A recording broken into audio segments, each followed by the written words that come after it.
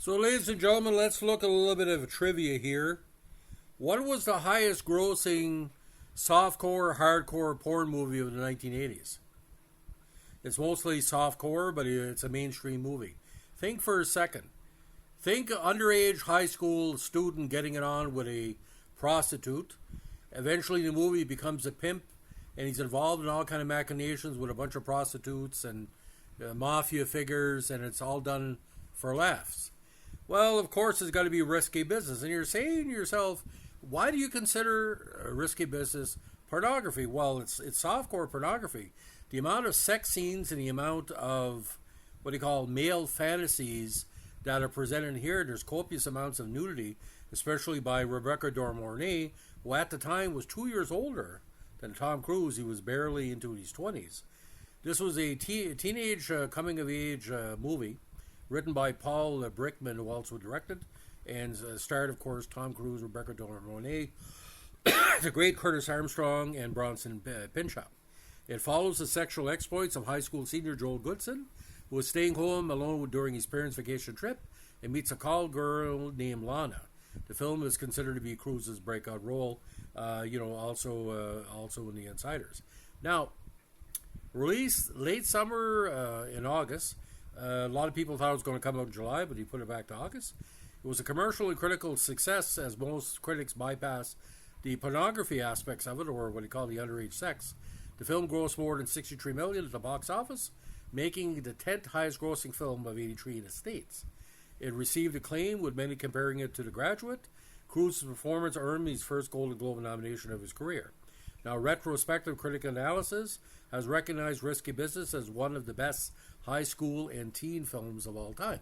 Well, like I said, the city is perfect, the script is right on, but here's where I get into trouble with the movie. Okay? It's shown on Hollywood Suite, or is being shown on Hollywood Suite this month. It's rated at 18 plus, and I think that's a good rating. You look at the massive scenes in the movie. How many scenes involve the sexuality between the Tom Cruise character and Rebecca de Mornay character? She arrives at his house, and within 5 seconds they're having pretty well stand-up intercourse. There's a lot of, like it's an extended scene, and I don't think Cruise and de Mornay was faking. They have extended scenes of them making love in different parts of the house, not once, not twice, not 3 times, but 4 times. And she says, I want to make love on a train. So that scene lasts about 6 or 7 or 8 minutes, where basically Tom Cruise does second base and third base before they hit a home run together. And like I said, the chemistry between the two characters was very strong. But I had big problems with the movie, not when I saw it, because I saw it as basically part of that 80s aesthetic of teen movies where you had the older woman and the younger man. But it's like this, ladies and gentlemen. If Tom Cruise's character was 15 or maybe 16 in the movie, would that qualify as statutory rape or sexual interference in 2024? Of course. Why would Hollywood Suite in Canada rank this as 18 plus?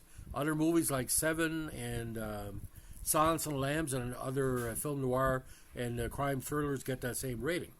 There are scenes in here that basically, ladies and gentlemen, can only have been filmed in a movie like this in the 1980s.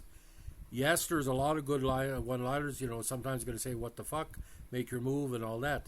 But when he does the sit-down with these Princeton interviewee, actually a good character actor who had a big role on the Waltons as a cheating colleague of John Boy on a big Waltons episode back in the day, he eventually turns towards him, sleeps with a couple of prostitutes, and all of a sudden he gets into Princeton. What type of parallel universe do we live in where no one is calling the cops on all the prostitutes, no one is calling the cops on maybe some underage, these pals from school are having sex with these prostitutes, they look to be 25 or 30. You think somebody would call the cops and rat them out? Does Tom Cruise's parents in the movie not have neighbors and not notice a whole bunch of cars and women coming in? Like, there's a scene where basically one of his friends has sex with one of Lana's buddies, and he gets the money for the house, $50. He doesn't even question it. He basically say, "Get out of my house," instead of saying, "Listen, I got trouble with this." But that's the problem. The movie would end right there. If anybody thought this out, It's like a parallel universe reality. It's almost like Penthouse Letters, the teen version. Because you look at the scenes he has with Mornay, that's almost like a Penthouse Letter. Oh, I was dating this prostitute and she fell in love with me and she decided not to charge him anymore. And we made love in the train. I had to throw a bum off the train. I had to wait for everybody to leave. And basically I didn't take off my clothes. I just got excited and she basically got excited. And we made love in the train for 15 minutes or 30 minutes or whatever. Like I said. And Joey Pantoliano playing that pimp, it was basically sometimes he was going to be violent, other times he's stupid, and the parents were completely clueless. So that's a trope as well. The clueless parents while people go on vacation. Now, Mornay is, as an actress, as a character, very strong actress. But she said in published reports over the years, some of her colleagues and some of the other people that you work with later on, because she took more serious roles, they had a heavy difficulty with what went on in the movie. Because if you assume that Tom Cruise's character is 18, it's okay. But if you get borderline 15, 16, and comparing it to The Graduate was more of a failed life in progress. And here, Tom Cruise's character is basically looking to break the monotony. But there's different fantasy elements in the movie too as well, which again, if you took them out, you could have an 84-minute movie without the gratuitous pornography. But here's the deal, ladies and gentlemen. If I'm a feminist in 1983 watching this movie for the first time, there's no talk about walkouts, there was no talk about protests.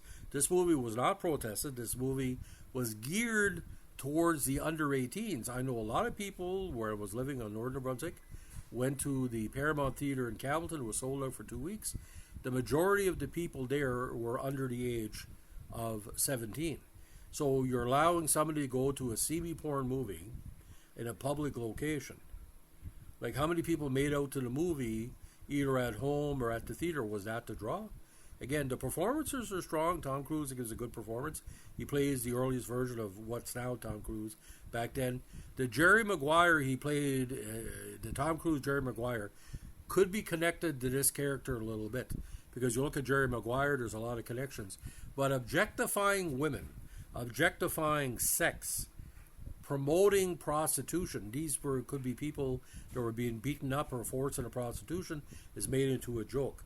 There's a lot of problems with this movie, and I don't want to be a negative Nelly, but I'm paid to be a movie critic. The movie in itself, if you take out the sex scenes, would have been a better movie, but all this gratuitous sexual horniness, basically, and there been no really movie comparable to this way back then. This is almost like, you know, when you talk about tween movies, this is like a movie between grade 11 when you turn 17 and college when I started college when I was 19. That seems to be the target audience. But people 13, 12, I knew people that were allowed to the movies that were 9 years old. They got in. Don't ask me how. I'm looking over and there's 2 9-year-old kids at this movie. And their mother basically was squirming when the sex scenes came in. So if you never watched the movie before, let me know. Tell me what you think. If you have watched it, you can say what I'm talking about is bullshit, but a lot of people, there's no censorship in this. It just didn't make any sense. Why would they have to play the sexual card so often? You could rewrite it in a way that she is a prostitute without a pimp. You have a much different movie because a pimp can be dangerous. We all know that. But Rebecca De Mornay this is probably one of her better performances. Besides the World War III movie she did with Powers Boot by Dawn's Early Light. And later on, of course, De Mornay dated Leonard Cohen for a while, which is kind of interesting. So, ladies and gentlemen, we appreciate you dropping in. If you like Recipe Business, let me know why. If you didn't like it, if you got what I was talking about, please let me know. As we like to say in the North Shore of New Brunswick, when you go behind the curtain, you can get pornography, but this wasn't behind the curtain. It was right in front of you. And I think De Mornay wasn't taken as seriously in her nude scenes because she was basically all legs and no boobies. If she was more well-built, like, I give an example, the character, the main villain in Hello, Mary Lou, Prom Night 2, the Canadian movie, there's a whole scene where she's walking through the locker room, she's totally naked. Everything can be seen. If De Mornay had a body like that, maybe it would get an X rating. because Mornay had no body. If that makes any sense. Anyway, so ladies and gentlemen, if you like what we're doing here, we're movie reviews. Let us know what a like, comment, subscribe, or share. Bye.